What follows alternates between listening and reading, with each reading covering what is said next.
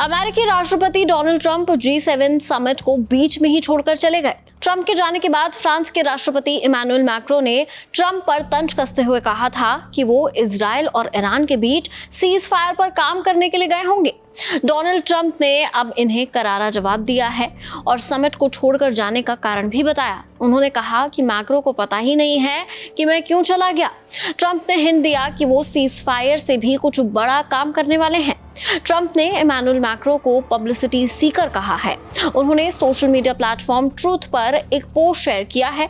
Trump ने लिखा, प्रचार की चाह रखने वाले फ्रांस के राष्ट्रपति इमैनुअल मैक्रो ने गलती से कहा है कि मैं कनाडा में G7 समिट शिखर सम्मेलन छोड़कर वापस जा रहा हूं ताकि इजराइल और ईरान के बीच युद्ध विराम पर काम कर सकूं।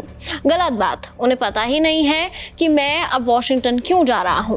लेकिन ये पक्का है कि इसका सीज फायर से कोई लेना देना नहीं है, इससे कहीं ज्यादा बड़ा काम है। इमैनुअल हमेशा गलत ही बोलते हैं।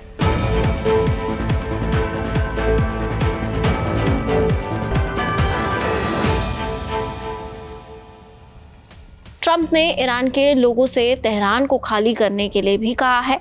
ट्रंप ने कहा है कि अगर ईरान अमेरिका के साथ परमाणु समझौते पर सहमत होता है तो मौजूदा संकट से बचा जा सकता है।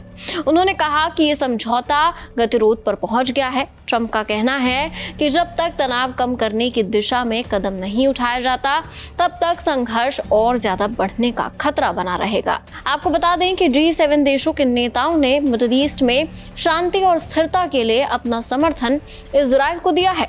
इससे ईरान की मुश्किलें बढ़ गई हैं। G7 देशों ने कहा है कि इजराइल को आत्मरक्षा करने का पूरा अधिकार है और उसके साथ हैं।